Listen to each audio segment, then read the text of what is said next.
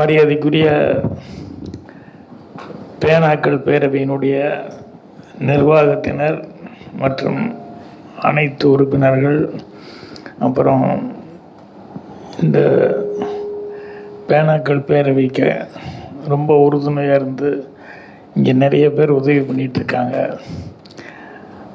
ஒரு முத்துக்குமார் சுவாமி அவர்கள், பஞ்சாப் கிருஷ்ணன் அவர்கள், நெல்லை பால் அவர்கள், இப்படி நிறைய பேர். அது ரொம்ப சிறப்பான விஷயம். படைப்பு அப்படின்னு சொல்லிட்டு பேனால் நம்ம எழுதுறத விட அதோட இதுவும் இன்னும் சிறந்த சேவை. எல்லாத்துக்கும் நம்மளால் முடிஞ்சது செய்வோம் அப்படின்னு சொல்லிட்டு செய்கிறது. ஸோ அது எனக்கு ரொம்ப பிடிச்சிருக்கு. என்ஜி மோகன்தாஸ் அவர்கள் அவர் பேனாவில் எப்பவுமே ரொம்ப ஈடுபாடு உள்ளவர். ஏன்னா இங்கிருந்து அயல்நாட்டில் போய் அங்கே உட்காந்து எழுதிட்டு இருந்தது மட்டும் இல்லாமல் இங்கே வந்ததுக்கப்புறம் கூட அந்த பணியை தொடர்ந்து செஞ்சிட்ருக்கிறது அப்படிங்கிறது ரொம்ப பாராட்டப்பட வேண்டிய ஒரு விஷயம். அதே மாதிரி இந்த பேனாக்கள் பேரவை, அதாவது எழுத்தாளர்கள், அவங்க எழுத்தாளர்கள் சொல்லுவாங்க, சமூகத்துக்கு ரொம்ப சமூகத்துக்கு, நாட்டுக்கு, எல்லாத்துக்குமே முதுகெலும்பு மாதிரி அவங்களுடைய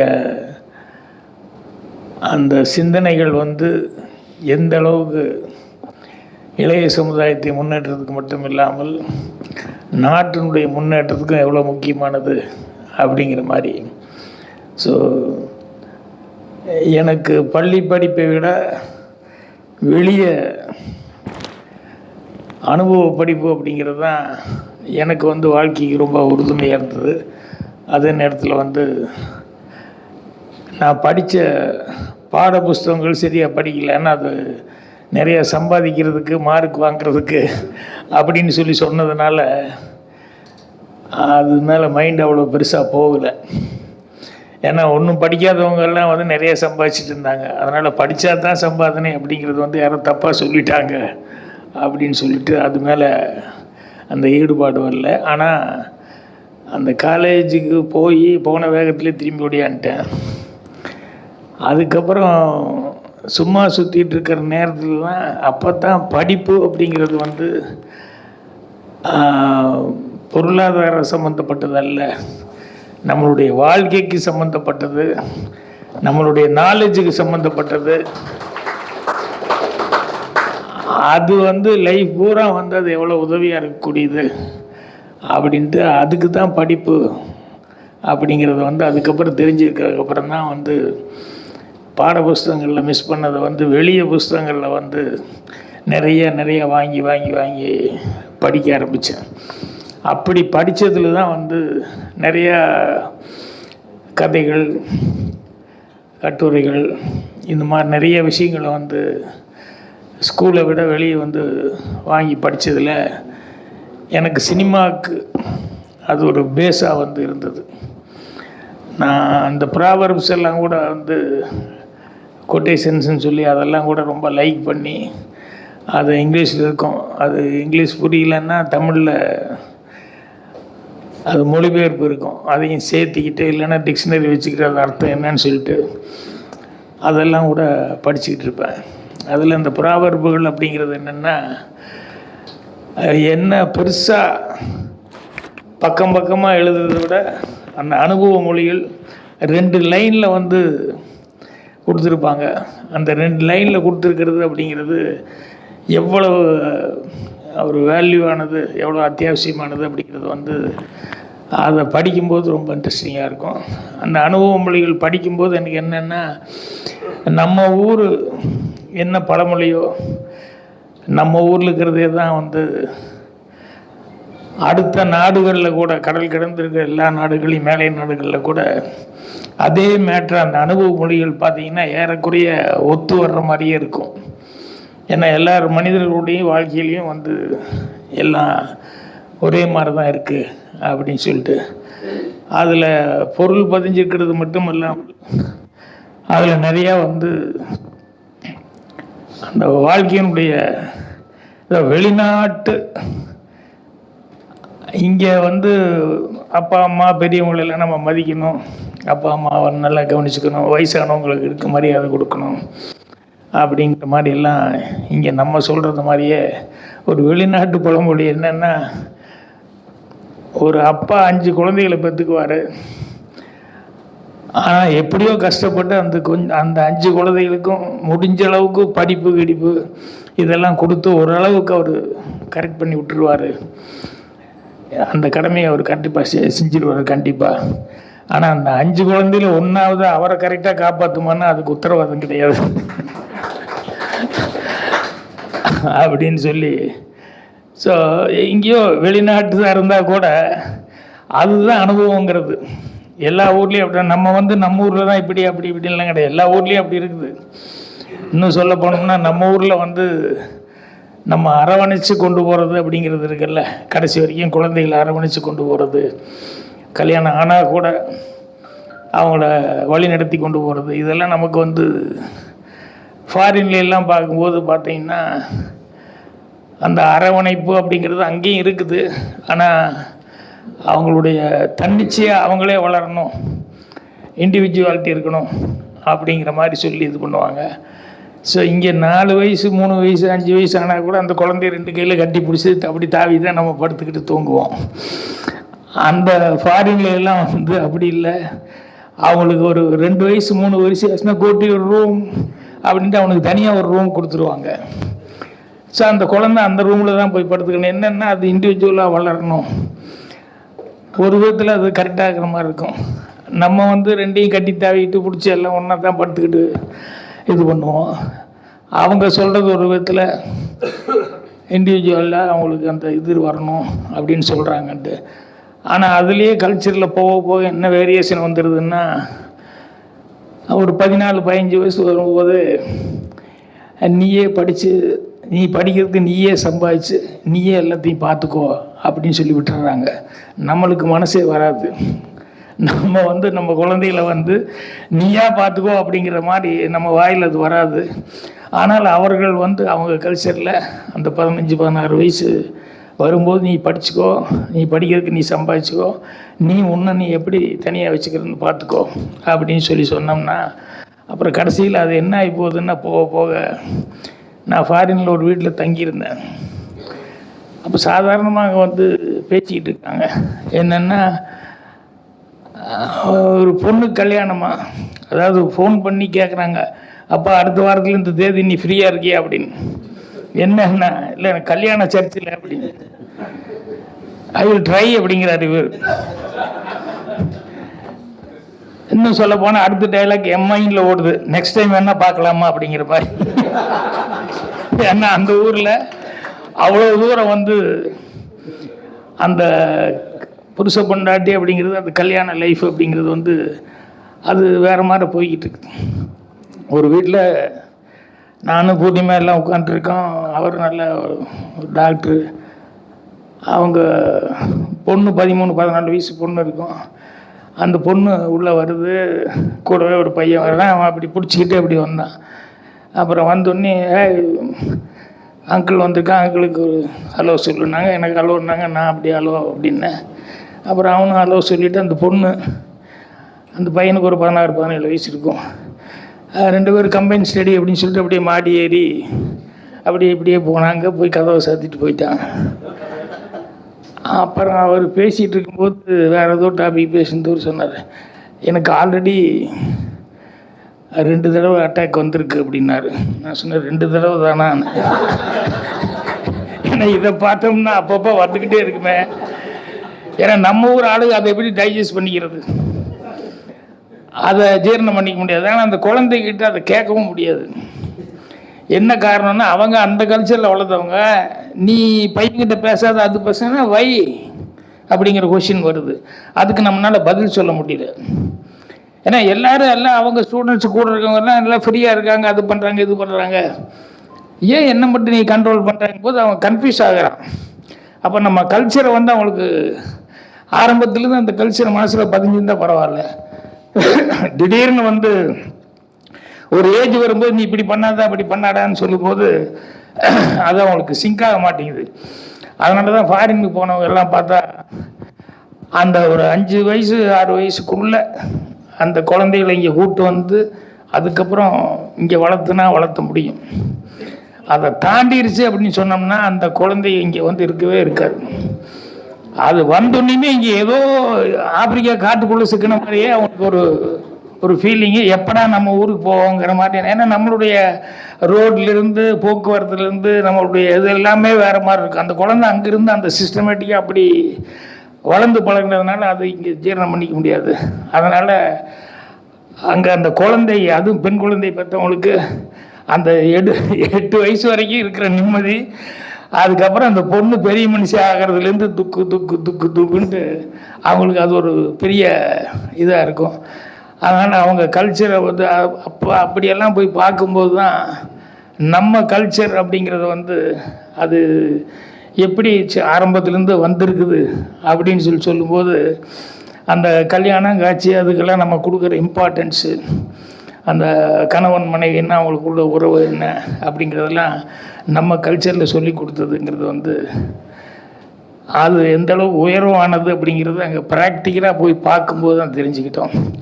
அதுதான் இன்றைக்கி நீங்கள் சினிமாக்கள்லாம் கூட பார்த்தீங்கன்னு சொன்னோம்னா அவங்க எப்போவோ எப்படி இருந்தாலும் டைவர்ஸுங்கிறது ஒரு பெரிய மேட்ரு இல்லை அப்படின்ட்டு இருந்தவங்க இன்றைக்கி வந்து என்னென்னா இந்த கல்ச்சர், இந்த இந்தியாவில் இருக்கிற கல்ச்சர் எல்லாம் வந்து சைனா இதெல்லாம் கொஞ்சம் ஓரளவுக்கு ஒத்து வர்ற கல்ச்சர் தான். அது ரொம்ப நல்லா இருக்குது. அந்த ஒருவனுக்கு ஒருத்தி அப்படி இருக்கிறது தான் பெட்ரு அப்படிங்கிற மாதிரி சினிமாக்களில் பார்த்தீங்கன்னு சொன்னால் கூட அதை வந்து வலியுறுத்துகிற மாதிரியே சீன்ஸு, அந்த கதை அம்சம் எல்லாம் அந்த மாதிரி இருந்திருக்கு. ஸோ அவன் வந்து இதை நோக்கி வந்துட்டு இருக்கான், நம்ம கொஞ்சம் அதை நோக்கி ஓடிட்டுருக்குறோம். அதனால் புருஷன் கொண்டாடிக்கிறது நம்ம ஊர்களில் நல்லா தெரியும். ஒரு 300 குடும்பங்கள் இருக்கிற ஒரு ஏரியா, ஒரு ஊர் அப்படின்னு சொன்னோம்னா யாரோ ஒரு குடும்பம் புருஷன் கொண்டாடி கூட சண்டை பிரிஞ்சிட்டாங்கன்னா அது தனியாக தெரியும். ஐயோ பாவம் அந்த குடும்பத்தில் அப்படி பிரிஞ்சு போயிட்டாங்க அப்படிங்கிறது அது எல்லாருக்குமே ஒரு மாதிரியாக தெரியும். என்ன காரணம்னு தெரியல, ஏதோ பிரிஞ்சுட்டாங்க அப்படிங்கிறது நம்ம மைண்டு ஏறும். அவங்க ஊர் கல்ச்சரில் அந்த 300 வீடு இருக்கிற இடத்துல வந்து 30 வருஷமாக 2 பேரும் சேர்ந்து இருக்காங்கன்னு சொன்னோன்னே அந்த ஊரே சேர்ந்து அவங்களுக்கு பெரிய பாராட்டு விழா நடத்துகிறாங்க. அது உண்மையிலேயே ஃபங்க்ஷன் பண்ணுறாங்க. எப்படி 25 வருஷம் 30 வருஷமாக சேர்ந்து இருக்காங்க அப்படின்னு அவங்கள ஹானர் பண்ணி அவங்களுக்கு இந்த மாதிரி நம்ம ஒரு ஃபங்க்ஷன் பண்ணுற மாதிரி அவங்க ஒரு ஃபங்க்ஷனே பண்ணுறாங்க. என்னென்னா அது வந்து அவ்வளோ ஒரு ரேராக இருக்குது. சீக்கிரமாக வந்து அவங்களுக்குள்ள வந்து இதெல்லாம் வருது. ஸோ அதனால் நம்ம கல்ச்சர் அப்படிங்கிறது அங்கே போய் பார்க்கும்போது தான் எல்லாமே நமக்கு வந்து ஒரு பெட்டராக அந்த காலத்துலேருந்து இந்த காலத்து வரைக்கும் இருக்குங்கிறது தெரிஞ்சுக்கிட்டோம். இங்கே ஆரம்பத்தில் என்னை பற்றி இன்ட்ரடக்ஷன் கொடுத்தவர் பேசும்போது சொன்னார், திடீர்னு டூடு படமெல்லாம் வருதுன்னு ஆரம்பிச்சிட்டாரு. டூடு படம் தாங்க, அவங்க மிஸ் ஆயிருச்சு, அவ்வளோதான். அவங்க கருத்து சொல்லணும்னு நினச்சாங்க, அந்த கருத்து வந்து கரெக்டான காரண காரியத்தோடு சொல்லு அப்படின்னு சொன்னோம்னா எதுவுமே அடி வாங்கும். அது வந்து அவங்க சொல்ல நினச்சது கரெக்டு தான், ஆனால் அதுக்கு கரெக்டான காரண காரியங்கள் அதெல்லாம் வந்து அந்த சீன்ஸ் வந்து அந்த அமைப்பு அப்படி பண்ணல. இல்லைன்னா வந்து தாலியை வந்து கவுண்ட் பண்ணி அத்து விட்டுட்டு அதுக்கப்புறம் மறுபடியும் நான் வந்து புதி வரப்பில் கூப்பிட்டு போகிறாங்க போது ஜனங்க ஒத்துக்கிட்டாங்க இல்லையா, எப்படி அதை ஒத்துக்கிட்டாங்க. ஸோ அதனால் வந்து என்னென்ன கரெக்டான காரண காரியங்கள் அந்த படத்தில் அவங்க ஏதோ ஒன்று சொல்ல நினச்சாங்க, அந்த சொல்ல நினச்சதில் வந்து கரெக்டாக சீன் வராதனால முதல்லேருந்து காமெடியாக சொல்லிட்டு வந்தது இதையும் கொஞ்சம் காமெடி மாதிரி சொன்னதுனால அது வந்து கொஞ்சம் ஒரு சின்ன ஜெர்க்காச்சு. மற்றபடி மீதி சமாச்சாரம் கரெக்டாக தான் பண்ணியிருக்காங்க. அதனால் எடுத்துன்னு என்ன பாக்யராஜ் இப்போ வந்து பேசும்போது இதெல்லாம் பேசுனாங்கன்னு சொன்னோம்னா நான் அதெல்லாம் கண்டுக்கிட்டு பேசாமல் இருந்தேன் அப்படிங்கிற மாதிரி இருக்கக்கூடாது. ஸோ அதனால் இங்கே இருக்கவங்களும் இன்றைக்கி எடுக்கிற சினிமாவும் நல்ல சினிமாக்கள் வந்துட்டுருக்கு. நிறைய பேர் வந்து இப்போ நான் இந்த டூரிஸ்ட் ஃபேமிலின்னு ஒரு படம் பார்த்தேன், ரப்பர் பந்துன்னு ஒரு படம் பார்த்தேன், அதுக்கப்புறம் மிடில் கிளாஸ்னு ஒரு படம் பார்த்தேன். இந்த மாதிரி சின்ன பட்ஜெட்டில் சிம்பிளாக எடுக்கிற படங்கள் வந்து எத்தனையோ படங்கள் நல்லா ஓடிட்டுருக்கு. ஸோ அதனால் பெரிய லெவலில் போய் பேன் இந்தியான்னு சொல்லி அடிபடுற படங்களும் இருக்குது. அதே நேரத்தில் சின்ன பட்ஜெட்டில் செஞ்சு நல்லா வந்து ஜனங்கிட்ட பேர் வாங்குற அளவுக்கு படங்கள் இருக்குது. அதனால் ஜனங்கள் எல்லாம் எப்பவும் ஒரே ஸ்டாண்டர்டில் தான் இருக்காங்க, அவங்க எல்லாத்தையும் ரசிக்கிறது தான் இருக்காங்க. என்ன யங்ஸ்டர்ஸ் அப்படிங்கும்போது அவங்களுக்கு சில நேரங்களில் டைட்டில் குடும்பம் ஒரு கோவில் அப்படின்னு சொன்னாலே அவன் குடும்பம் ஒரு அப்படின்னா ஓடிடுறான் அவன். அதெல்லாம் அந்த காலத்தில் நம்ம வைக்கும்போது கரெக்டாக இருந்தது. குடும்பம் ஒரு கோவில், அப்புறம் முகூர்த்த நாள், சுபதினம். இப்போ இதெல்லாம் சொன்னாலே அவன் அவனுக்கு நடுவில் கொஞ்சம் பக்கத்து காணங்கிற மாதிரி. இன்னும் கொஞ்சம் போனோம்னா, இன்னும் சொல்ல போனோம்னா கஷ்டமாக இருந்தது எனக்கு. என்னென்னா இருட்டு அறையில் முரட்டு குத்து அப்படின்னு இப்படிலாம் போயிட்டு. இதை விட பெரிய காமெடி என்னென்னா, அந்த படத்துக்கு படம் முடிஞ்சு வெளியே வர்றாங்க, பொண்ணுங்கள்லாம் வேற வந்தது அந்த படம் பார்த்துட்டு. இந்த மைக் எடுத்துக்கிட்டு ஓடுறாங்க இவங்க. ஸோ அதுக்கெல்லாம் தெரிச்சு ஓடிடும். ஏன்னா நம்ம இந்த சினிமா பார்த்தோன்னு சொன்னோம்னா வீட்டில் மற்றவங்க எல்லாம் என்ன நினைப்பாங்க அப்படின்னு சொல்லிட்டு அவங்க தெரிச்சு ஓடிடுவாங்கன்னு பார்த்தா இவங்க போறதுக்கு மேலே ஏஸ் அப்படின்ட்டு அந்த பொண்ணு நிற்கிறாங்க. நான் நினச்சிக்கிட்டேன், அவங்க வீட்டில் அக்கம் பக்கம் வீட்டில் இப்படி இந்த படம் பாட்டு வருது, இது டிவியில் வரும்போது அவங்க ரியாக்ஷன் என்னவாக இருக்கும், பெற்றவங்களுக்கு அது எவ்வளோ கஷ்டம், அவங்க எப்படி மற்றவங்கள ஃபேஸ் பண்ணுவாங்க அப்படிங்கிறது இந்த டீனேஜர்ஸு ஏன் புரிஞ்சிக்க மாட்டேங்கிறாங்க. அவங்களுக்கு லிபர்ட்டிங்கிறது ஓகே, அந்த லிபர்ட்டிங்கிறதுல சிலது நீ படம் பார்த்துட்டு அப்படியே சத்தமெல்லாம் போயிட்டா கூட ஒன்றும் தெரியாது. ஏஸ் அப்படி நீங்கள் நின்னா அந்த படத்துக்கு நான் தைரியமாக சொல்கிறேன்னு நிற்கும்போது அது நமக்கு ரொம்ப கஷ்டமாக இருக்குது. அதுதான் நான் அன்றைக்கி சொன்னேன். முன்னாடியெல்லாம் பொண்ணு மாப்பிள்ளை போய் உள்ளே உட்காந்துருக்காரு, பொண்ணு அனுப்பும்போது எல்லாம் பால் பழமெல்லாம் கொடுத்து, அம்மா ஒன்றும் இல்லை எல்லோரும் இது பண்ணால் ஒன்றும் பயந்துக்க வேண்டாம் அப்படின்னு சொல்லி அனுப்புவாங்க. இப்போ அப்படி சொல்ல முடியாது. அம்மா பார்த்து பையன் பயந்துக்கு போகிறான் அப்படி சொல்ல வேண்டிய அளவுக்கு இப்போ எல்லோரும் அவ்வளோ ஸ்போர்ட்டிவாக இருக்காங்க அப்படிங்கிற மாதிரி இருக்குது. ஸோ என்னென்னா காலத்தினுடைய சுழற்சி. இதெல்லாம் வந்துட்டு போகும். நான் சொன்ன பாரு, இந்த பிரேக்கப்பு அது இது டைவர்ட்ஸு அதுங்கிறதெல்லாம் ஒரு ரவுண்டு இங்கேயும் வந்துட்டு அதுக்கப்புறம் இல்லை இதுக்கு அதுதான் பெட்ரு, முதல்ல இருக்கிறது தான் கரெக்டு அப்படின்னு சொல்லி. ஏன்னா அந்த பார்த்த ஆங்கில படங்கள்லேயே பார்த்தீங்கன்னா அந்த முதல்ல 2 பேர் பிரிஞ்சிருப்பாங்க. கதை ஆரம்பிக்கும் போது கதாநாயகனும் கதாநாயகியும் என்னென்ன எக்ஸ் ஹஸ்பண்டு எக்ஸ் ஒய்ஃபு அப்படிங்கிற மாதிரி அங்கே இன்ட்ரடக்ஷனில் சொல்லுவாங்க. ஏதோ ஒரு புது பிரச்சனை குழந்தை இருக்கும். அந்த புது ப்ராப்ளம் வரும்போது வேறு வழி இல்லாமல் 2 பேருமா சேர்ந்து அதை போராட வேண்டிய ஒரு சூழல் வந்துடும். 2 பேர் சேர்ந்து அந்த குழந்தைகளை வச்சுட்டு கஷ்டப்பட்டு எப்படியோ ப்ராப்ளத்தில் சால்வ் பண்ணுறது, கிளைமேக்ஸ் வரைக்கும் போய் கிளைமேக்ஸில் கடைசியில் அவங்க ஒன்றுக்கு ஒன்று கஷ்டப்பட்டு அந்த குழந்தைகளையும் காப்பாற்றிடுறாங்க. இங்கே பார்த்தா படம் முடியும் போது ஒன்று சேர்ந்துடுறாங்க 2 பேரும். இது இன்றைக்கி நிறையா படங்களில் அந்த பிரிஞ்சிருக்கிற கணவன் மனைவி மீண்டும் ஒன்று சேர்றாங்க அப்படிங்கிற மாதிரி. அவன் என்னென்னா இந்த கல்ச்சர் அவனுக்கு இல்லை இப்படி இருக்கிறது தான் நல்லா இருக்குது அப்படிங்கிற அந்த சென்டிமெண்ட் அவனுக்கு பிடிச்சிருக்கு. அதை சினிமாவில் வைக்கிறான். ஸோ நம்ம ஆரம்பத்துலேருந்து இதை நமக்கு சின்ன வயசுலேருந்து பெரியவங்கள்லாம் சொல்லி வளர்த்திட்ருக்காங்க. ஸோ நம்ம அதை முடிஞ்ச வரைக்கும் மெயின்டைன் பண்ணுறதுக்கு பாடுபடணும். அதில் எழுத்தாளர்கள் அவங்களுடைய பங்கு அப்படிங்கிறது இருக்குது பாருங்கள், அது ரொம்ப முக்கியம். என்னென்னா நான் சினிமாவில் கூட அசிஸ்டண்ட்டுக்கிட்ட தான் சொல்லுவேன், நீ நல்லதே சொல்லணும், பிரமாமாக மெசேஜ் கொடுக்கணும் அப்படின்னு முயற்சியே பண்ண வேண்டாம். அது பண்ணணும்னு அவசியமே இல்லை. ஆனால் தப்பி தவறி கூட தப்பான கைடன்ஸாக ஏதாவது ஒன்று சொல்லிடாத. ஏன்னா சினிமாங்கிறது அவ்வளவு தாக்கம் கொடுக்கக்கூடியது. ஸோ அதனால் நல்லதாக சொல்ல முடியலனாலும் என்டர்டெயின்மெண்ட்டாக சொல்லிட்டு போ, ஜாலியாக சிரிச்சுட்டு போகிற மாதிரி வேறு ஏதாவது ஒன்று சொல்லிக்கோ, என்ன வேணால் சொல்லிக்கோ. ஆனால் ஒரு தப்பான ரூட்டில் கைடு பண்ணுற மாதிரி மட்டும் எந்த காரணம் ஒன்றும் சொல்லிடக்கூடாது அப்படிங்கிற மாதிரி நான் சொல்லிகிட்டு இருக்கேன். அதனால் எழுத்தாளர்களுடைய கடமை கூட அதுதான் ரொம்ப முக்கியம். ஒரு சில பேர் எழுதும்போது கூட நானே படிச்சுட்டு கஷ்டமாக இருந்தது. எனக்கு என்னென்னா ட்ரக்ஸு யூஸ் பண்ணுறாங்க, இந்த மாதிரி ஏதோ ஒரு ட்ரக்ஸு பேர் சொல்லி இந்த பேரில் அந்த ட்ரக்கு அதை யூஸ் பண்ணால் அது யூஸ் பண்ணதில் அவனுடைய இது போச்சு, அவனுக்கு வேலைக்கு போக முடியல, அது போடல அது அப்படின்னு சொல்லிவிட்டு அதை அது மட்டும் அப்படி சொன்னான்னா பரவாயில்ல, அது போட்டோடனே அவனுக்கு இப்படி அந்த ட்ரக்ஸ் எப்படி போடுறதுன்னு ஸ்டார்ட் பண்ணி அதை போடுற மெத்தேடை சொல்லி அதை போட்டோன்னு அது எப்படி கிருன்னு ஏறுது அப்படிங்கிறது அதை வந்து சொல்லி இது ஒரு தடவை பார்த்துடலாமா அப்படின்னு படிக்கிறவனுக்கு வந்து, ஏன்னா களவு கற்றுமரன்னு வேற சொல்லியிருக்காங்கல்ல, அதனால் இவங்க டெம்டேஷன் வர்ற அளவுக்கு ஃபுல் டீட்டெயில்ஸாக அந்த ட்ரக்கை பற்றி அதை எப்படி யூஸ் பண்ணுறது, என்ன பண்ணணும், ஏது பண்ணணும், அப்படி இப்படின்னு சொல்லிட்டு இது வேண்டியதில்லை. ட்ரக்ஸ் யூஸ் பண்ணால் நம்மளுடைய நோக்கம் என்ன, அது வந்து கெடுதல், அது சரியாக வராது, அது லைஃபுக்கு தேவையில்லாத ஒன்று. அதனால் அது எந்த அளவு தொடணுமோ எப்படி தொடணுமோ அப்படி தொடணும். நமக்கு தெரியும் அப்படிங்கிறதுக்காகவோ இல்லை வேறு எதுக்காகவோ வந்து அதை பற்றி ஃபுல்லாக அனலைஸ் பண்ணி அப்படியெல்லாம் எழுதி நான் கரெக்டாக பக்காவாக எழுதுறேன்னு சொல்லிட்டு அது மேலே டெம்டேஷனே வர்ற அளவுக்கு எழுதிடக்கூடாது. அதனால் எழுத்தாளர்களுடைய பொறுப்பு அப்படிங்கிறது வந்து பேனாக்களுக்கு வந்து ரொம்ப ஒரு பொறுப்பு அப்படிங்கிறது ரொம்ப இருக்குது. ஸோ இன்றைக்கி பேனாக்கள் பேரவை மூலமாக வந்து நீங்கள் புஸ்தகம் எதாவது நடத்திக்கிட்டு இருக்கீங்களா மோகன்தாஸ்?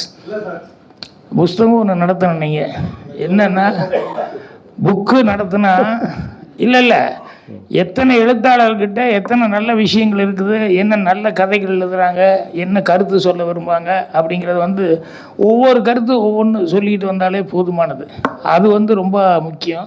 அவசியம் அதை செய்யுங்க. வெறும் பேனாக்கள் பேரவைன்னு சொல்லி அதை மட்டும் நம்ம இதில் இருக்கிறவங்க எல்லாருமே எழுத்தாளர், எல்லாருமே புத்தகம் போடுறாங்க, அதெல்லாம் வெளியிட்டு இருக்கோம். போட்டுங்க. இல்லை இருந்தால் கூட நம்ம செலக்ட் பண்ணி ஒரு சிலதெல்லாம் வந்து அதை வந்து அந்த கதையை வந்து பாராட்டு பண்ணுறோம், அந்த கதையை வந்து நாங்கள் இது பண்ணுறோம் அப்படி சொல்லி அந்த ரைட்டரையும் பாராட்டி அந்த கதை என்னன்னு எல்லாத்துக்கும் ரீச் ஆகிற அளவுக்கு. இப்போ ஒரு மலர்வனம் வந்து நம்ம குரூப்ல ஏன்னா இவங்க மட்டுமே படிக்கிறதுங்கிறது இல்லை, எழுத்தாளர் புக்கு அப்படின்னு சொன்னோம்னா சாதாரண ஆளுங்க இதில் மெம்பராக இல்லாதவங்கெல்லாம் கூட குமுதம் இதெல்லாம் ஆனந்த கூட இதெல்லாம் படிக்கிற மாதிரி அதை கூட வாங்கி படிப்பாங்க. அப்படி படிக்கும்போது என்ன ஆகுன்னா நல்ல ரைட்டர்ஸினுடைய நல்ல படைப்புகள் எல்லாம் வந்து எல்லா பக்கம் எல்லாத்துக்கும் ரீச் ஆகிறதுக்கான வாய்ப்புகள் இருக்குது.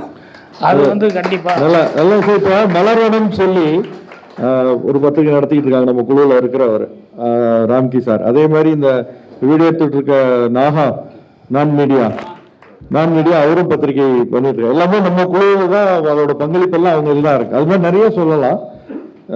இல்லை அதை அவசியம் பண்ணணும். என்னங்க இல்லை பாக்கியால எல்லாம் கலந்து இருந்தது. நான் சொல்றது என்னன்னா எழுத்தாளர்கள் அப்படின்னு சொல்லி பேனாக்கள் பேரவை அப்படின்னு சொல்லும்போது ஒரு புக்கில் ஒரு கதை 2 கதை கூட அந்த அளவுக்கு வந்தால் கூட போதும். ஆனால் நல்லதாக இருந்தது அப்படின்னு சொன்னோம்னா அது அவ்வளோ தாக்கத்தை ஏற்படுத்தும். அதுக்கு சொல்ல வர்றேன்.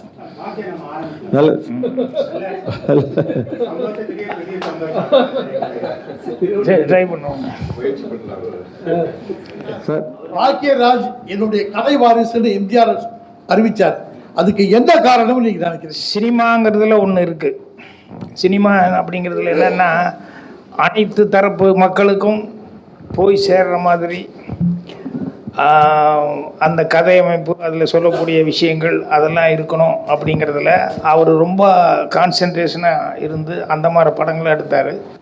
ஸோ என்னுடைய படங்களில் வந்து வசூல் ரீதியாகவும் அவருடைய படங்கள் மாதிரி கலெக்ஷனும் இருந்தது. அதே நேரத்தில் கருத்துக்களும் காமெடி கலந்து அதே மாதிரி கருத்துக்களும் சொல்லப்பட்டிருந்தது. அது ஒன்று சினிமா சம்மந்தப்பட்டதாக பார்த்தா அது ஒன்று. அதுக்கு அடுத்தது எனக்கு நானே சொல்லிக்கூடாது, இந்த சந்தோஷத்துலேயே பெரிய சந்தோஷம் அடுத்தவங்களை சந்தோஷப்படுத்தி பார்க்குறதுன்னு பாக்கிய ஆரம்பிச்சினேன். அதில் வந்து நான் சில விஷயங்கள் அதில் செஞ்சேன். அது செய்யும்போது வந்து என்னென்னா எனக்கு ஆத்ம திருப்தி அப்படிங்கிறது இருக்கு இல்லையா. ஒவ்வொருத்தரும் அவன் செய்கிறதுல அடுத்தவங்க சொல்கிறத விட அவங்கவுங்களுக்கு முதல்ல சுயமாக ஒரு ஆத்ம திருப்தி இருக்கணும் இல்லையா. அதில் இன்ப அதிர்ச்சி அப்படின்னு சொல்லி ஒன்று பண்ணேன் பாக்கியால். அதில் என்ன இன்ப அதிர்ச்சி பண்ணேன்னா எல்லாத்துக்கும் அடுத்தவங்களுக்கு ஹெல்ப் பண்ணுங்கிற அந்த மனசு இருக்கும். வசதி இல்லாமல் போகுமோ இல்லையா, ஐயோ பாவம் அவர் கஷ்டப்படுறாரு அப்படின்னு அவர் கஷ்டத்தை பார்க்கும்போது அவருக்கு தோணும். ஆனால் என்ன பண்ணுறது, நம்மளே அதில் பாதி கஷ்டத்தில் இருக்கிறோம், நம்ம என்ன பண்ண முடியும் அப்படின்னு சொல்லிட்டு நினைப்பாங்க. ஆனால் அவங்களுக்கு உதவி பண்ணணும் அப்படிங்கிற அந்த மனசு இருக்கு இல்லையா. அதனால் நான் வந்து லெட்டரு உங்களுக்கு அடுத்தவங்களுக்கு உதவி பண்ண முடியலன்னா கூட நீங்கள் வந்து யாராவது கஷ்டப்படுறாங்க அவங்களுக்கு கொஞ்சம் நான் செய்யணும்னு நினச்சேன், நான் முடியல, ஆனால் இந்த கஷ்டத்துக்கான்னு சொல்லி ஒரு போஸ்ட் கார்டில் பாக்கியாவுக்கு ஒரு லெட்டர் மட்டும் எழுதி போடுங்க. நான் வந்து அது யார் என்னன்னு சொல்லி பார்த்துட்டு அது நான் வந்து அவங்களுக்கு முடிஞ்ச வரைக்கும் அந்த ஹெல்ப் எங்களால் என்ன பண்ண முடியுமோ அப்படி பண்ணுறேன் அப்படின்னு சொல்லிட்டு அப்படி வந்து போட சொன்னேன். அது வந்து எல்லாத்துக்கும் சௌகரியமாக இருந்தது. என்ன காரணம்னா, எனக்கு உதவணும்னு மனசு இருக்குது, ஆசை இருக்குது, ஆனால் என்னால் முடியல. ஆனால் பாக்யராஜுக்கு அங்கே பாக்யாவுக்கு எழுதி போட்டோம்னா அவங்க வந்து அது ஹெல்ப் பண்ணுவாங்க அப்படின்னு சொல்லும்போது ஈஸியாக நிறைய பேர் வந்து ஒவ்வொருத்தரும் ஒவ்வொரு விதத்தில் வந்து ஒவ்வொரு விஷயங்களை வந்து செஞ்சாங்க. என்னென்னா, இப்போ அவன் டெய்லி பார்த்துட்டு இருப்பான், ஒரு லாண்ட்ரி கடைக்காரர்கிட்ட துணி தேக்கி போகும்போதெல்லாம் அந்த லாண்ட்ரி கடைக்காரர் புலம்பிகிட்டே இருப்பார். என்னென்னா, அவரது வந்து இரும்பு அந்த பெட்டி கொஞ்சம் அப்படி இப்படி இருக்கும் முன்ன பின்ன. ஆனால் அதில் அயன் பண்ணும்போது திடீர்னு அப்படி பறந்து வந்து எங்கேயாவது சில்க் செட்டு அதில் எதையாவது பட்டுரும். அவன் உடனே வாங்கி கட்டுவான். அந்த துணிக்காரன் வந்து பயங்கரமாக திட்டி காசு கொடுக்க மாட்டேன், மரியாதை நீ எனக்கு காசு கொடுன்னு கேட்பான். ஸோ இவனுக்கு என்னென்ன டெய்லி அயன் பண்ணும்போதெல்லாம் அந்த பையன் அயன் பண்ண போகும்போது வரும்போது பார்த்துட்டு என்ன ஒரு அந்த வெண்கலத்தில் ஒன்று இருக்கும் மஞ்சளா, அந்த மாதிரி ஒரு பாக்ஸ் இருந்ததுன்னா எனக்கு இந்த கஷ்டம் வராது, அது ஒரு பாக்ஸ் என்னால் வாங்க முடியல பாரு அப்படின்னு சொல்லிட்டு அவன் எப்போ பாரு சொல்லிட்டு இருப்பான். இது வந்து எனக்கு எழுதி போட்டாங்க. இந்த மாதிரி இந்த வீதியில் இருக்கிறான், அவன் இப்படி தான், இதை வச்சு தான் அவனுக்கு ஜீவனம் நடக்குது, அவனுக்கு வந்து இதை வந்து ஒன்று வாங்க முடியல அப்படிங்கிறது அவருடைய கவலையாக இருக்குது, எனக்கு ஹெல்ப் பண்ண நினச்ச முடியல அப்படின்னு. அப்போ நாங்கள் உடனே அந்த இது ஒன்று, அந்த அயன் பாக்ஸு ஒன்று வாங்கிட்டு போயிட்டு அவர் வீட்டில் இருந்தார். அவர் வீட்டில் இருக்கிற வந்து வெளியே கூப்பிட்டு இந்த அட்ரஸ் எங்கே இருக்குதுன்னா அவர்கிட்ட ஒரு அட்ரஸ் கொடுத்து கேட்டுக்கிட்டு இருந்தால், அவர் அட்ரஸ் இங்கே இல்லை சார், அதை அடுத்த வீதி அப்படின்னு பேசிட்டு இருக்கிறதுக்குள்ளே இன்னொருத்தன் போய் நைஸாக அந்த அயன் பாக்ஸ் புதுசாக வாங்கினதை வீட்டுக்குள்ளே அப்படி வச்சுட்டு வந்துட்டாப்புல. இவர் அட்ரஸ் சொல்லிட்டு அதுக்கப்புறம் வந்தால் அவனுக்கு ஒரே ஷாக். அந்த ஏன்னா அவன் என்ன எதிர்பார்த்தானா, அது வந்து அவன் வீட்டில் ஹால் இருக்குன்னு அவன் முழிக்கிறான், ரோட்டில் வந்து அங்கே பார்க்குறான் இங்கே பார்க்குறான், இது நம்மளுக்கு தானா நமக்கு தானே, இது எடுத்துக்கலாமா வேண்டாமா, இது யார் இப்படி கொண்டு வந்து வச்சாப்புலன்னு மேலே கீழெல்லாம் பார்க்குறான், கூரையை பொத்துக்கிட்டு கொடுத்த மாதிரி ஏதாவதா அப்படின்ட்டு. அப்புறம் கொஞ்சம் நேரம் வரைக்கும் அவன் கொஞ்சம் மைண்டெல்லாம் டிஸ்டர்ப் ஆகி அப்படியே ரோட்டில் அங்கே போய் இங்கே போய் யாருக்கிட்ட கேட்குறது அப்படிங்கும்போது அப்புறம் என்னையா இல்லை இப்படி ஒரு பெட்டி, இது ரொம்ப நாளாக எனக்கு கனவாக இருந்தது, வந்துட்டு யார் வந்துட்டு போனான்னு தெரியல, அது இருக்குது எனக்கா என்னன்னு தெரியல அப்படின்னா, அப்புறம் உனக்கு தான் அப்படின்னு சொல்லி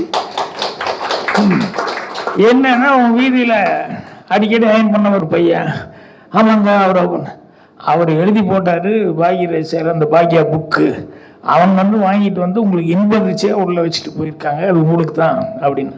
ஸோ இப்படி வந்து நிறைய அந்த பாக்யா ஆரம்பித்தப்போ இன்ப அதிர்ச்சின்னு சொல்லிட்டு நிறைய விஷயங்கள் அப்படி பண்ணோம். என்னென்னா, அந்த ஹியூமனிட்டியோட அதை நம்ம செய்யணும் அப்படின்னு சொல்லிட்டு நான் ஆரம்பித்தேன். அதுக்கு அவ்வளோ பெரிய வரவேற்பு இருந்தது. எம்ஜிஆர் அப்படின்னு சொன்னாலே அது வந்து மனிதாபிமானம் தான் அவருடைய முதல். யாரை போனாலும் சாப்பிட்டீங்களான்னு சொல்லி கேட்டுட்டு தான் அடுத்து இது பண்ணுவார், எல்லாத்துக்கும் ஹெல்ப் பண்ணக்கூடியது இருந்தது. ஸோ அவர் இந்த மாதிரி விஷயங்கள் சினிமாவை தாண்டி இந்த மாதிரி விஷயங்கள் ஏதாவது கேள்விப்பட்டிருக்கலாம், அதுக்காக கூட அவர் சொல்லியிருக்கலாம். அது எனக்கு ரொம்ப சந்தோஷமாக இருக்குது. முதல் கதை வந்து பாக்கியாவில் நீங்கள் தான் சார் வெளியிட்டீங்க 1990. அதில் முதல்ல ஒரு நன்றி தெரிவிச்சு. வெங்கடேசன், நான் ஒரு திரைப்பட தயாரிப்பாளர், சென்சார் போர்டு மெம்பராக இருக்கேன். அதாவது நீங்கள் வந்து திரைக்குழுடைய கதை ஜாம்பவான்னு எல்லாருக்குமே தெரியும் சார். உங்களுடைய பாடிக்கு உங்களுக்கு என்ன வருமோ இதை வைத்து ஒரு கதை பண்ணி இது போல நம்ம முன்னேறணுன்ற தாட் உங்களுக்கு எப்படி வந்துச்சு? ஏன்னா அதுக்கு முன்னாடி எடுக்கப்பட்ட திரைப்படங்கள் எல்லாம் டைரக்டருக்கும் கதாநாயகர்களுக்கும் எந்த சம்மந்தமும் இருக்காது. அவங்க ட்ராக்ல வந்து சொன்னதா கதாநாயகன் நடிச்சு கேள்வி இதுதான், நீங்க என்ன மாதிரி இருக்கிறீங்க, இதுக்கு இந்த மாதிரி ஒரு கதையை பண்ணா மக்களிடம் ரீச் ஆகுன்ற என்ன எப்படி உங்களுக்கு தோணுச்சு? ஏன்னா அதை நீங்க தான் ஃபர்ஸ்ட் பண்ணீங்க. அந்த திரைக்கதை நீங்க கொண்டு வந்து உங்க பாடிக்கு உங்களுக்கு என்ன வருமோ, முடியெல்லாம் கூட சொல்லுவீங்க, முடியெல்லாம் உங்க இதில் சொல்லுவீங்க, திருட்டு மொழி முடிக்கிறாங்கன்ற மாதிரிலாம் வந்து உங்களுடைய உடல் மொழியும் உங்களுடைய பாடி ஷேப்புக்கும் நம்ம ஒரு கதை பண்ணி நம்ம நிலைநிறுத்தணுன்ற தாட்டு வேற யாருக்குமே வராது. உங்களுக்கு வந்தது எப்படி சார்? ஆரம்ப காலத்தில் சினிமாக்களுக்கு வந்து கதைகள் அப்படின்னு சொல்லி பார்த்தீங்கன்னா புராணங்கள்லேருந்து எடுத்துகிட்டு இருந்தாங்க, அப்புறம் ராஜா ராணி கதைகள் எடுத்துகிட்டு இருந்தாங்க, அதுக்கப்புறம் தான் சமூக கதைகள் அப்படின்னு சொல்லி ஆரம்பித்தாங்க. அப்படி ஆரம்பிக்கும் போது அவங்க என்ன நினச்சிட்டாங்கன்னா, ஒரு ஹீரோயிசமாக கதை இருக்கணும் அப்படிங்கிற மாதிரி வச்சுக்கிட்டு அந்த ஹீரோங்கிற வந்து எல்லா குவாலிஃபிகேஷனும் உள்ள ஒரு மனிதனாக இருக்கணும் அப்படின்னு சொல்லிட்டு அந்த ஹீரோவை வந்து அப்படி ஒரு வடிவமைச்சு அது மாதிரி சினிமாக்கெல்லாம் எடுத்தாங்க. அதுக்கு தகுந்த மாதிரி கதைகள் பண்ணிட்டு இருந்தாங்க. இப்போ லைஃப்பில் எல்லாருமே அவங்க நினைக்கிற மாதிரி அந்த அசகாயசூரனா எல்லா விஷயத்திலையும் கெட்டிக்காரனா இருப்பான்னு சொல்ல முடியாது. ஆனால் ஒவ்வொரு விஷயத்தையும் ஒவ்வொரு கெட்டிக்காரத்தனை ஏதாவது ஒரு சாதாரண மனுஷங்கிட்ட கூட இருக்கும். அதனால அந்த சராசரி மனிதனும் கூட அவங்களுடைய லைஃப் கூட வந்து எத்தனையோ சுவாரஸ்யமான விஷயங்கள் எத்தனையோ இருக்குது. அதனால நம்ம வந்து கற்பனையில வந்து இப்படி அசகாயசூரனா ஒரு ஹீரோ வந்து அந்த பிரச்சனைகளை தான் சால்வ் பண்ணும் அப்படிங்கிறது இல்லாம நம்ம ரியல் லைஃப்லேயே எத்தனையோ ப்ராப்ளங்கள் இருக்குது, எத்தனையோ இது இருக்குது. அதுக்கு சாதாரண அந்த சராசரி மனிதன் அவன் எப்படி அதை எதிர்கொள்கிறான் அப்படின்னு சொல்லிட்டு ஏன் இது நான் வந்து கண்ணில் பார்த்து ரசிச்சது. நம்ம அக்கம் பக்கம் வீடுகளில் இருக்கவங்கெல்லாம் கேரக்டர்ஸ் பார்ப்போம். அவங்க வந்து ஒரு விஷயத்தில் வந்து ஹீரோவாக இருப்பான். ஏதோ ஒரு விஷயத்தில் அவன் வந்து 10 பேர் அடிக்கிற அளவுக்கு சண்டை போடுறது அது இது அதெல்லாம் இல்லாமல் இருக்கும். ஆனால் மற்றவங்க நான் சொல்கிற மாதிரி 4 பேர்த்துக்கு ஹெல்ப் பண்ணுறது, இல்லை அவன் குடும்பத்தை அவன் கரெக்டாக காப்பாற்றுறது, அடுத்தவங்களுக்கு கஷ்டமான உதவியாக இருக்கிறது, இப்படியெல்லாம் கூட கேரக்டர்ஸ் இருக்கு இல்லையா. ஸோ அதனால் நேச்சுரலாக நம்ம என்ன கண்ணில் பார்க்குறோமோ இதையே வந்து சினிமாவை பண்ணால் கூட ஜனங்க ரசிப்பாங்க. அதனால் நம்ம கற்பனைக்கு தான் போகணுன்ட்டு தான் அப் டு டே லைஃப்பில் என்ன இருக்கோ அதை வச்சே கதை பண்ணுவோம். அதில் நம்ம சந்திக்கிற கேரக்டர்ஸ் வச்சு நம்ம பண்ணுவோம் அப்படின்னு சொல்லிட்டு பண்ண ஆரம்பித்தேன். அது ஜனங்க ரிசீவ் பண்ணிக்கிட்டாங்க நல்லா. இது நம்ம பக்கத்து வீட்டில் பார்க்குற மாதிரி இருக்குது, இது எதிர் வீட்டில் இருக்கிற மாதிரி இருக்குது, இந்த மாதிரி நானும் நிறையா கேள்விப்பட்டிருக்கேன்னு சொல்லிட்டு அதை ஐடென்டிஃபை பண்ணிட்டாங்க. ஸோ இது என்னுடைய வெற்றிங்கிறது ஜனங்களில் பாதி வெற்றி ஜனங்கக்கிட்ட தான் இருக்குது. ஆனால் அவங்க இதை வந்து கொடுத்த உற்சாகம்னா இது என்னடா இவர் என்ன சாதாரணமாக இப்படியெல்லாம் பண்ணிட்டுருக்காரு, ஒரு எம்ஜிஆர் சிவாஜி மாதிரி இப்படி பண்ணலாம் அப்படி பண்ணலாம் அது இதுன்னு சொல்லிட்டு அவங்க அதை எதிர்பார்க்கல. இல்லை இது நல்லா தான் இருக்குது, இது நார்மலாக அவரால் என்ன முடியுமோ அதை பண்ணிக்கிட்டு இருக்காரு அப்படிங்கிற மாதிரி ஒரு சராசரி ஒரு ஹீரோவை பார்க்குறதுக்கு ஜனங்க ரெடியாக இருந்தாங்க. அதனால் நான் அதை கன்டினியூ பண்ண ஆரம்பித்தேன். நீங்கள் ஹிந்திலையும் மூவிஸ் எடுத்திருக்கீங்க, எஸ்பெஷலி ஆக்ரி ராஸ்தா மாதிரி மூவிஸ். தமிழை நிறைய எடுத்திருக்கீங்க. இந்த பணிபுரியற அங்கே இருக்கிற ஆர்டிஸ்ட், அங்கே இருக்கிற சப்போர்ட் ஆர்டிஸ்ட் எல்லாருமே அவங்க பணிபுரியற விதம், நம்ம ஊரில் பணிபுரியற விதம், இதில் அங்கேயும் ப்ளஸ் மைனஸ் இருக்கும், இங்கேயும் ப்ளஸ் மைனஸ் இருக்கும். அந்த கம்பேரிசன் கொஞ்சம் சொல்ல முடியுமா? அவங்க கிட்ட என்ன நல்லது நீங்க பாத்தீங்க, நம்ம கிட்ட என்ன நல்லது இருக்கு, அங்க இல்லாதது என்ன, இங்க இல்லாதது என்ன, இதை பத்தி கொஞ்சம் சொல்ல முடியும்? ஃபர்ஸ்ட் அவங்களுடைய ப்ளஸ் என்னங்கிறத அதை மட்டும் நம்ம முதல்ல எடுத்துக்குவோம். என்னென்னா அங்கே இருக்கிறவங்க வந்து அவங்களுடைய நம்மளை இந்த ஊர்லேருந்து இங்கேருந்து யாராவது ஒரு டெக்னீஷியன், ஒரு டைரக்டர், ஒரு கேமராமேன் அப்படின்னு சொல்லி அவங்க அக்செப்ட் பண்ணிக்கிறதுக்கு கொஞ்சம் டைம் ஆகும். ஆனால் அக்செப்ட் பண்ணிட்டாங்கன்னா நம்ம கொடுக்குற மரியாதையை விட அவங்க அதிகமான மரியாதை கொடுப்பாங்க. அதுதான் அவங்களுடைய பெரிய ப்ளஸ் பாயிண்ட்டு. அவங்க எத்தனை படம் பண்ணாங்க என்ன அப்படிங்கிறது இல்லை. ஒருத்தரை பாக்யராஜன் ஒரு ஆளை கூப்பிட்டு ஒரு அமிதாப் பச்சன் நடிக்கிறதுக்கு ஒத்துக்கிறாரு அப்படின்னு சொன்னோம்னா நம்மளை பற்றி என்னங்கிறதெல்லாம் கேட்டு அதெல்லாம் ஃபுல்லாக அனலைஸ் பண்ணி அதுக்கப்புறம் தான் நடிகை ஒத்துக்கிட்டாரு. அப்படி ஒத்துக்கிட்டாரு அப்படின்னு சொல்லும்போது அங்கே அவரை வச்சு 10 படம் பண்ண பெரிய டைரக்டர் ஒன்று தான், புதுசாக வந்த பாக்யராஜ் ஒன்று தான் அப்படிங்கிற அந்த ரெஸ்பெக்ட் வந்து அவர் கொடுப்பார். அடுத்தது இன்னும் மைனஸ் பாயிண்ட்டுன்னு சொன்னோம்னா அவங்க நம்ம அளவுக்கு வேலை பார்க்குறதுக்கு உண்டானது அவங்க ஊர் லைஃபே வந்து என்னென்னா நைட் லைஃப் அதிகம் அங்கே. அது அந்த காலத்துலேருந்தே இந்த காலம் வரைக்கும் எடுத்துக்கிட்டோம்னு சொன்னோம்னா அந்த ஊரில் பார்ட்டிகள் அதிகம். அதனால் எல்லாருமே வந்து இங்கே ஒரு பார்ட்டி, இவரை கூப்பிட்டா தட்ட முடியாது, அவர் கூப்பிட்டு தட்ட முடியலான்ட்டு ஒரு நாளைக்கு ஒரு 8 மணி 9 மணிக்கு போக ஆரம்பித்தா இங்கே போக அங்கே போகன்னு இதெல்லாம் முடிச்சுட்டு நைட்டு அவங்க இருக்கிற டிஸ்டன்ஸில் அந்த வீட்டுக்கு போய் சேர்றதுக்கு 3 மணி 4 மணி இப்படி ஆகும். ஸோ இவங்க எப்படி காலையில் நேரத்தில் இருந்துச்சு நம்மளை மாதிரியே ஷூட்டிங்கு வர முடியும்?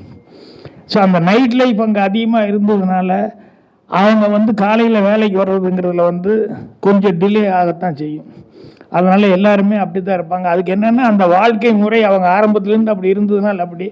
நம்ம அப்படி இல்லை, நம்ம வந்து அந்த நேரத்தோடையே ஒரு 9:30 10 மணி 10:30 மணிக்குள்ளே போய் படுத்து பழகிட்டோம். அதனால் காலையில் 6 மணி 7 மணிக்கு வந்து வேலை பார்க்குறதுன்னு ஆகிட்டு இன்னும் நம்மளை விட கேரளா இன்னும் அதை விட அதிகமாக ராத்திரி பகலும் கூட வேலை பார்க்குறதுக்கு வந்து அவங்க கரெக்டாக இருப்பாங்க. அதனால் அவங்கக்கிட்ட இருக்கிற ப்ளஸ் பாயிண்ட் அப்படிங்கிறது வந்து மதிக்கிறது அப்படிங்கிறது வந்து ரொம்ப மிக முக்கியமான ஒரு சமாச்சாரம்.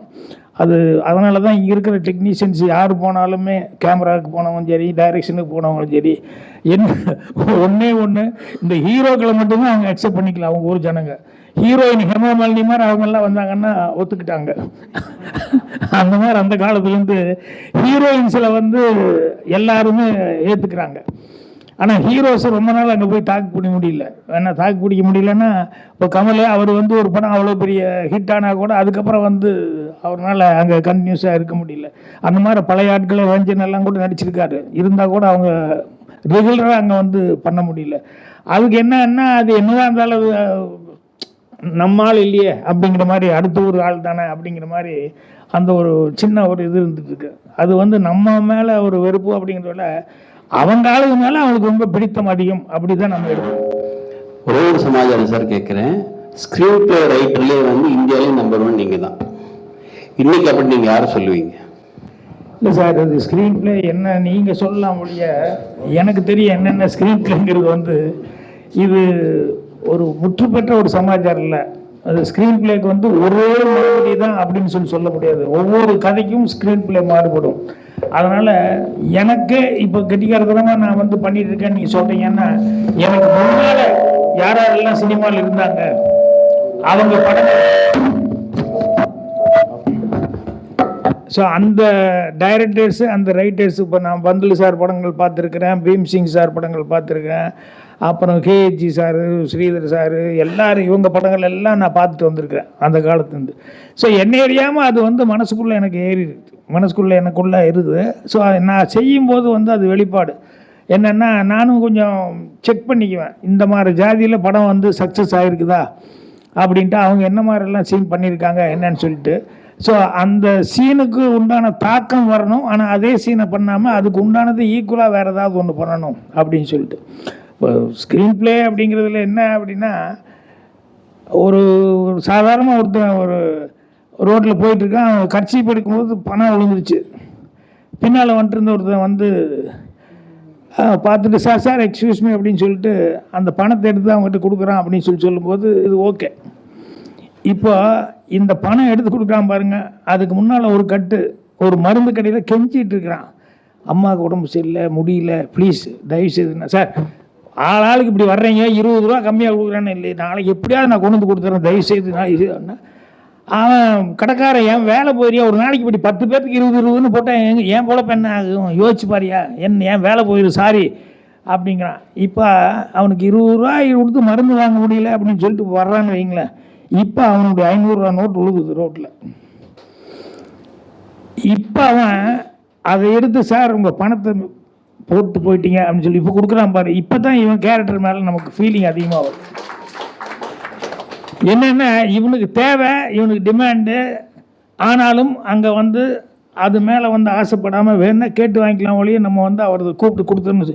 ஸோ சீனே நம்ம என்னென்னா அப்படி போகிறது நல்லவன்னு ஒரு சீன் காமிக்கிறோம், அடுத்தது இப்படி ஒரு சீன் பண்ணும்போது அட இவன் ரொம்ப நல்லவன் அப்படிங்கிற மாதிரி வருது இல்லையா. ஸோ காட்சி அமைப்புகளோடு நம்ம எப்பவும் சொல்கிற மாதிரி இல்லாமல் கொஞ்சம் மாற்றி சொல்லணும் அப்படிங்கிற மாதிரி சொல்கிறோம்.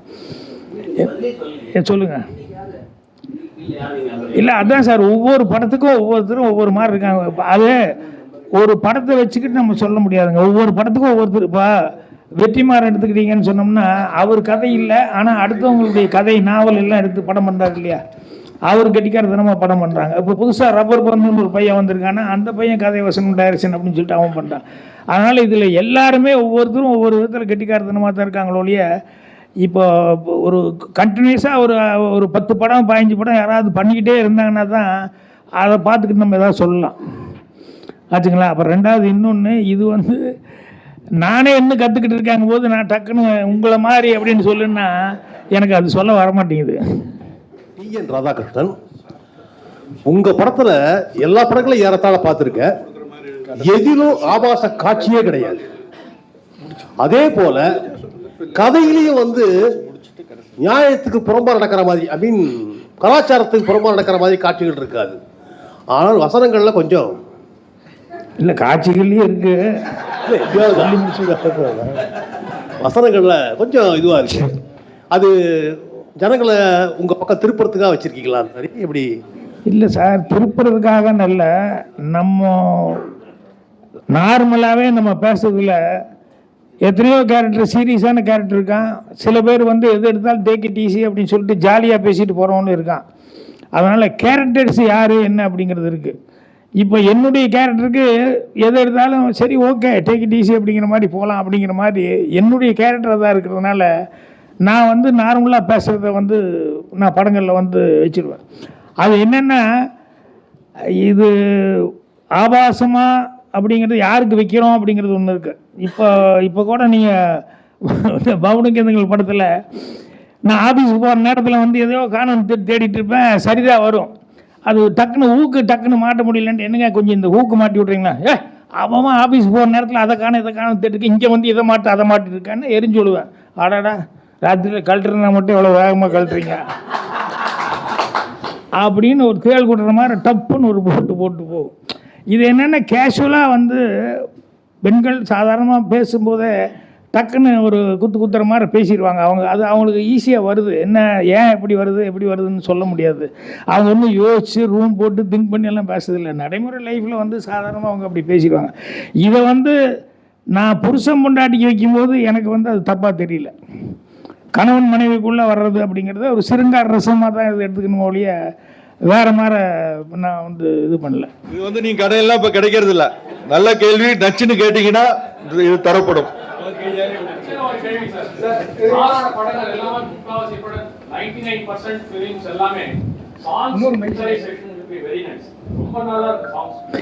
இல்லை சார், என்னை விட மணிரத்னங்கள் அவங்க இவங்க எல்லாம் வந்து எங்கள் டைரக்டர் எல்லாம்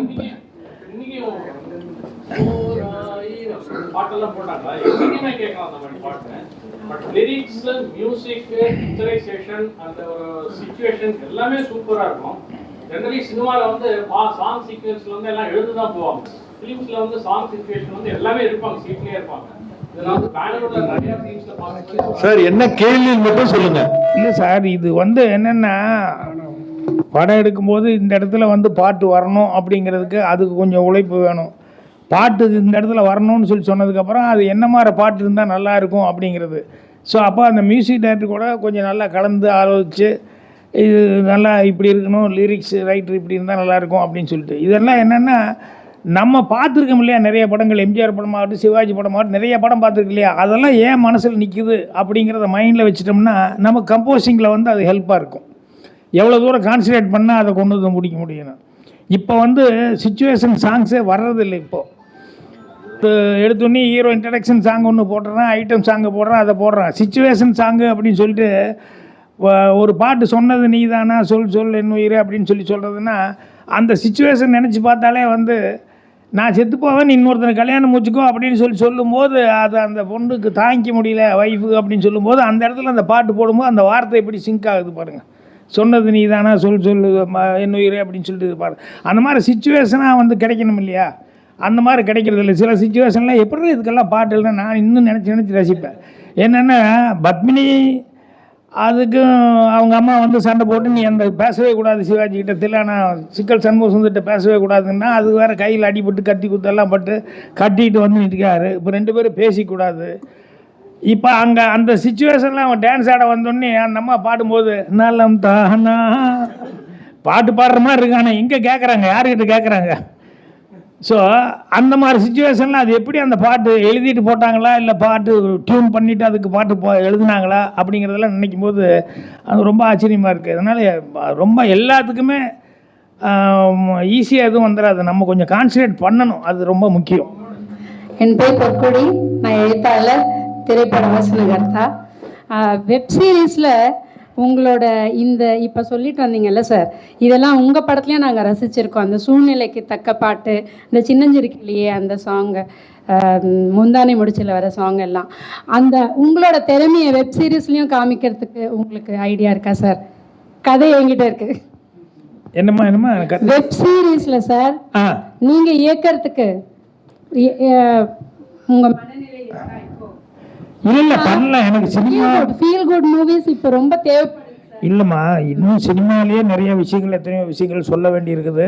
அதுக்கான டைம் வரும்போது இப்போ இந்த வருஷத்துலேருந்து இப்போ நெக்ஸ்ட் இயர்லேருந்து நான் ஸ்டார்ட் பண்ணலான்ட்டு இருக்கேன். எனக்கு வந்து வெப் சீரிஸுக்கு பண்ணுறோம், இதுக்கு பண்ணுறோம், அதுக்கு பண்ணுறோன்னு வித்தியாசம் கிடையாது. ஏன்னா நான் சினிமாவில் பிஸியாக இருந்துட்டு இருக்கும்போதே அந்த திடீர்னு ஒரு பொங்கல் வருது, ஒரு தீபாவளி வருது அப்படின்னு சொல்லும்போது ஐயோ ஜனங்களுக்கு என் படம் வரலையான்னு ஒரு சின்ன ஃபீலிங்காக இருக்குமே அப்படின்ட்டு அவ்வளோ பிஸியாக இருக்கிற நேரத்திலே நான் டிவியில் வந்து டிவிக்காக நானே சொந்தமாக செலவு பண்ணி ஷூட் பண்ணி அதை பொங்கல் அன்னைக்கு தீபாவளி அன்னைக்கெல்லாம் நான் போட்டிருக்கேன். அப்போ இப்போ பின்னால எல்லாம் என்னமோ வேலை இல்லைன்னா டிவிக்கு போவேன்னு நினைப்பாங்க. நான் அவ்வளோ பிஸியாக இருக்கிற நேரத்தில் நானே செலவு பண்ணி நான் போட்டு பண்ணேன். கோவை சரலா அவங்கெல்லாம் நடித்தது, இந்த மாதிரி நிறைய பேர் இது பண்ணதெல்லாம் வந்து நான் 2-3 இதெல்லாம் எடுத்து போட்டிருக்கேன். அதனால் எல்லாத்துக்கும் ஒரு ஷார்ட் ஃபிலிம் பண்ணுறதுனா கூட அதுக்கும் இதே மூளை செலவுப்படுத்தணும், இதே மாதிரி கஷ்டப்படணும். எதுவுமே ஈஸியாக வந்துடாது, ஒவ்வொன்றும் சிரமம் தான். உங்கள் படங்களை பார்க்க வர்றவங்கள விட உங்களோட டைரக்டர் கிரெடிட்ங்கிறது ஒரு முக்கியமான இடத்துல வரும். அதை பார்க்கறதுக்கு விரும்பி வந்தவங்களும் அதிகம். அந்த சிந்தனை எப்படி ஏற்பட்டுது சார்? எல்லாரும் எல்லா படத்துலையும் வராமல் ஒரு முக்கியமான காட்சியில் வர உங்கள் பேர் வர மாதிரி போட ஆரம்பிச்சது? அதான் சார், டைட்டில் வந்து இப்போ எல்லா படங்கள்லையும் வந்து லாஸ்ட்டில் வந்து அந்த பேர் வாங்கின டைரக்டராக இருந்தாலும் சரி, இப்போ எந்த டைரக்டராக இருந்தாலும் சரி, கடைசியில் டைரக்ஷன் கதையோசன் டைரக்ஷனும் இல்லை வெறும் டைரக்ஷனாக கடைசியில் வருங்கிறது. இப்போ எனக்கு என்னென்ன டைரக்ஷன் போடுற இடத்துல அந்த ஃபுல் படத்துக்கு வந்து நம்ம தான் எல்லாத்துக்கும் பொறுப்பு. இந்த டைரக்ஷன் போடுற இடம் ஒரு முக்கியமான இடமா இருந்தால் நல்லா இருக்குமே அப்படின்னு சொல்லிட்டு அது ஒரு ஹியூமர் நல்லா கண்டிப்பாக இந்த இடத்துல வந்து ஜனங்க மனம் விட்டு சிரிச்சிடுவாங்க அப்படிங்கிற மாதிரி ஒரு இடமா பார்த்து போடணும் அப்படிங்கிற மாதிரி எனக்கு ஒரு ஃபீல் இருந்தது. அதில் வந்து ஃபஸ்ட்டு போட்டேன், எல்லாருமே அது ரொம்ப ரசிச்சாங்க. அதனால் அதை அப்படியே கன்டினியூ பண்ணிட்டு இருந்தேன். சாமானிய லேடி தான்.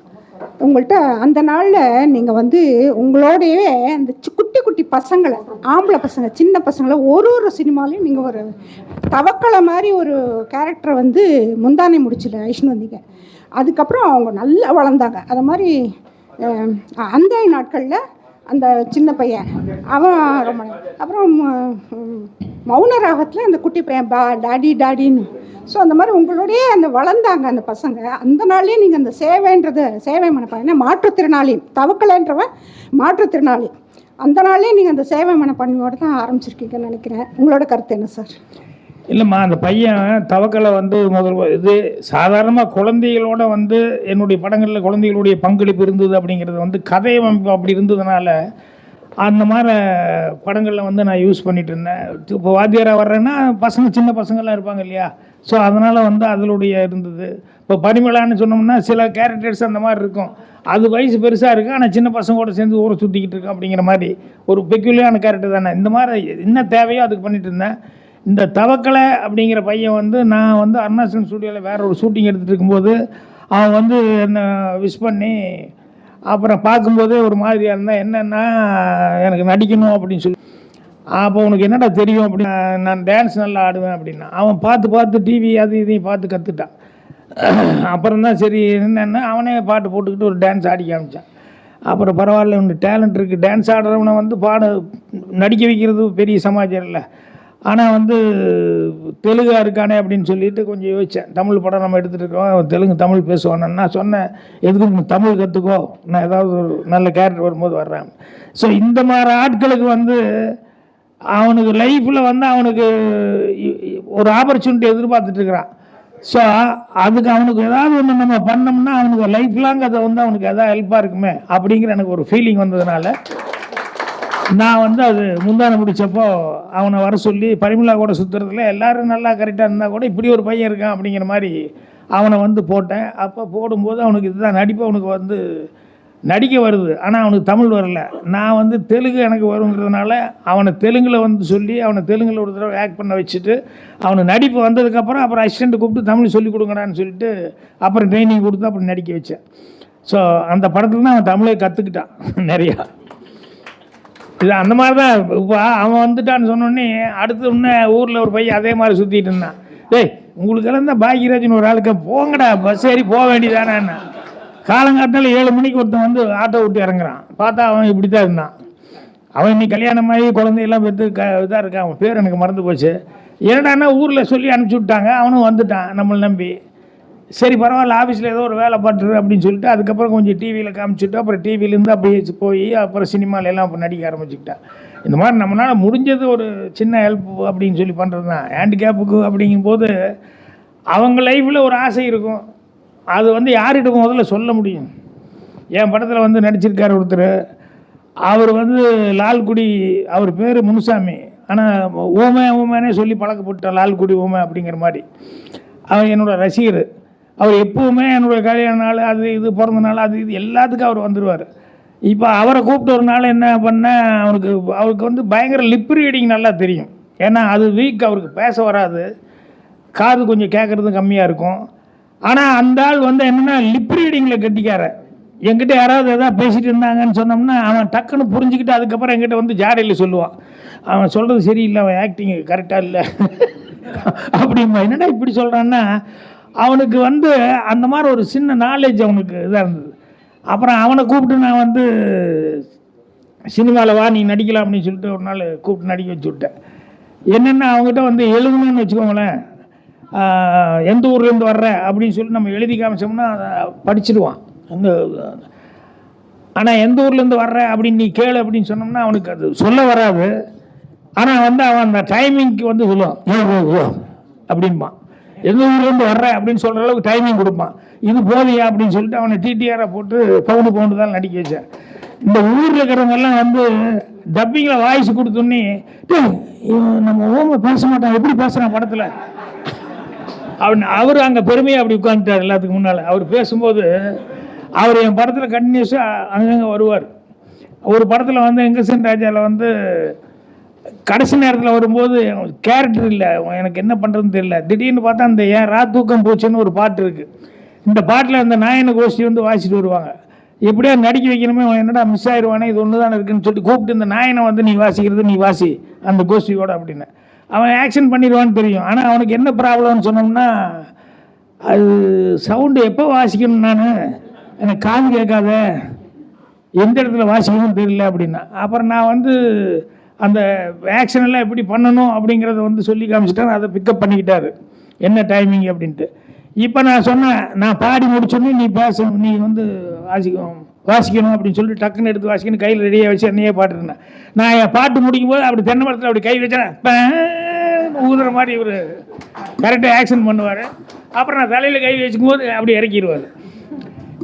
இந்த மாதிரியெல்லாம் அவனை நடிக்க வச்சேன். அந்த பூர்ணிமா அவங்க தாத்தாவும் அதே மாதிரி, அவரும் அதே மாதிரி காது கேட்காத அவருக்கு சரியா. எனக்கு இது சோமயாஜலுக்கு அப்பாவாக ஒரு ஆள் வேணும், நல்ல இங்கிலீஷ் நாலேஜ் இருக்கணும், பிராமின் லாங்குவேஜும் பேசணும். எங்கேயோ தேடிட்டு இருக்கும்போது இவர் வீட்லேயே உட்காந்துட்டு இருப்பார். அப்புறம் பார்த்தேன் இது கரெக்டாக இருக்குது, இவர் ஏஜ் கரெக்டாக இருக்குது, ஐயர் பாஷையும் நல்லா பேசுவார் அப்படின்னு சொல்லிட்டு தாத்தா நடிக்கிறேன்லண்ணா நடிச்சுட்டா போகிறது. அப்புறம் சரின்னு அவரை நடிக்கிறதுக்காக வாங்கினேன். அப்போ மாப்பிள்ளை எனக்கு ஒரு ப்ராப்ளம் என்னென்ன, காது சரியாக கேட்காத, நான் யார் பேசி அப்புறம் நான் பேசுகிறது நேக்கு எப்படி அப்படின்னு. அது ஒன்றும் ப்ராப்ளமே இல்லை அப்படின்னு சொல்லிட்டு எல்லாத்தையும் அப்படி தலையாட்டிட்டு பார்த்துட்டே இருங்க.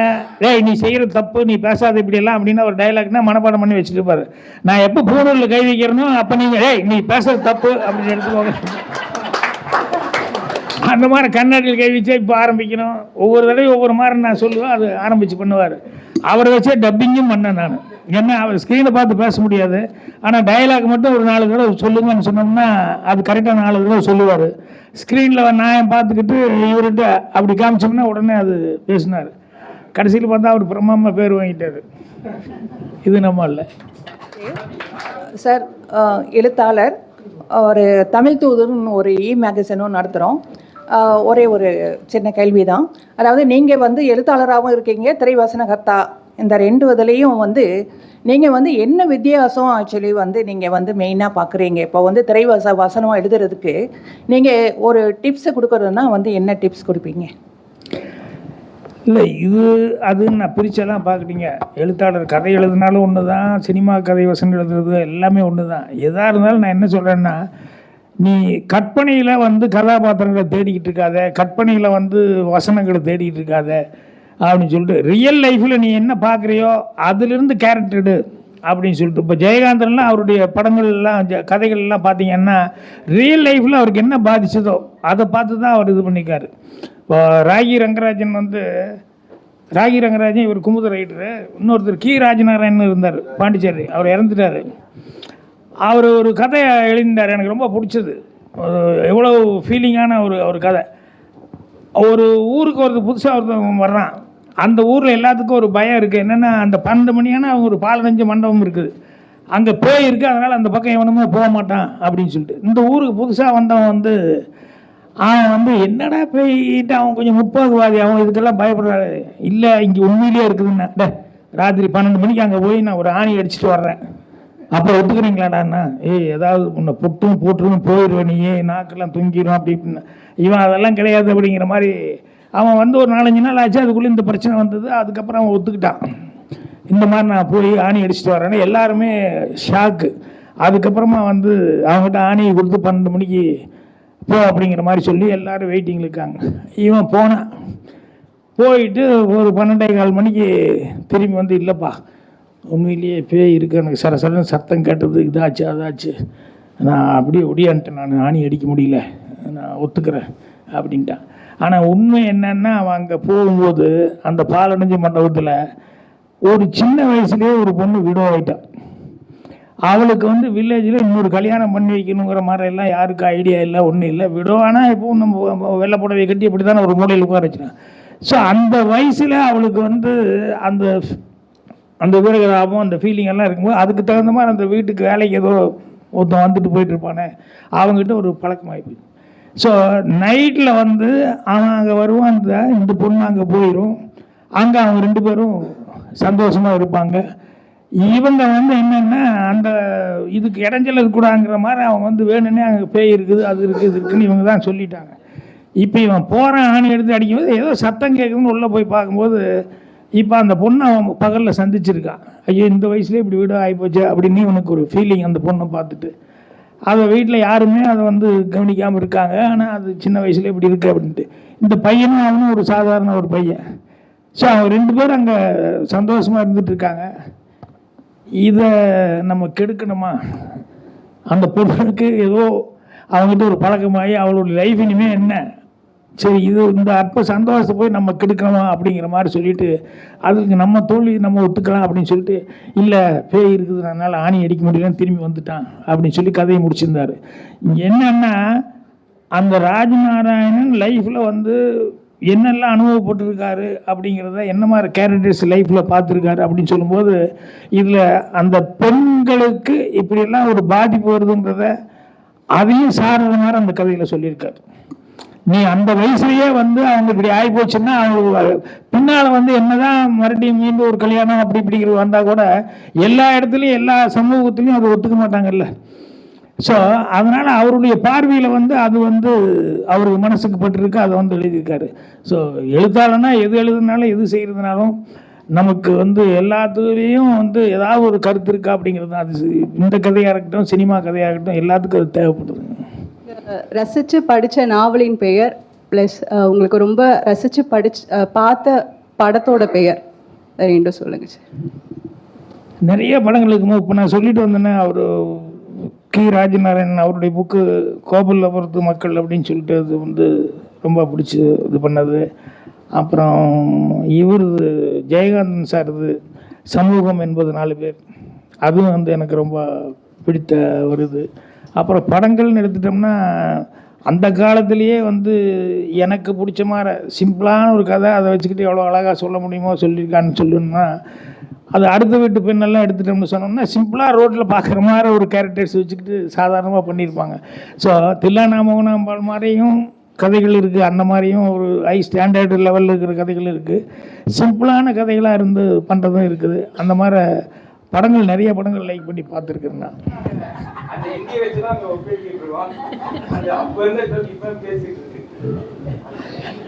சார் ஒன்றும் இல்லை, அவனுக்கு ஹிந்தியில் ஒன்று சொல்லி கொடுக்கணும். அவனுக்கு அது ஹிந்தி வராது, அவங்க படிக்கிற மூட்லேயும் அவன் இல்லை. சரி ஹிந்தியில் என்னடா சொல்லி கொடுக்கலாம் அப்படின்னு சொல்லும்போது, நம்ம சாதாரணமாக கதை ஆரம்பிக்கவேன்னு சொன்னோம். ஒரு ஊரில் அப்படின்னு தான் ஆர்வம். ஒரு ஊரில் ஒரு பையன் ஒரு ராஜா இருந்தான் அப்படிங்கிற மாதிரி கதை சொல்லணும். அந்த மாதிரி அந்த இதில் வந்து அந்த மாதிரி ஏதாவது ஒன்று சொல்லுங்கன்னா, அப்போ காவமா கிசான்னா ஒரு கிராமம், அங்கே வந்து ஒரு இது அப்படிங்கிற மாதிரி சொன்னான். அதுதான் இது மாமூலான ஒரு ஸ்டார்டிங். அதனால் சரி அதையே வச்சுக்குவோம், காவுமே கிசான் ரகத்தாத்தா அப்படின்னு சொல்லி. அது எல்லாருக்கும் இந்தியா எல்லாத்துக்கும் ஒன்றும் தெரியாதுன்னு கூட அந்த ரகத்தாத்தாங்கிறது ஃபேமஸ்.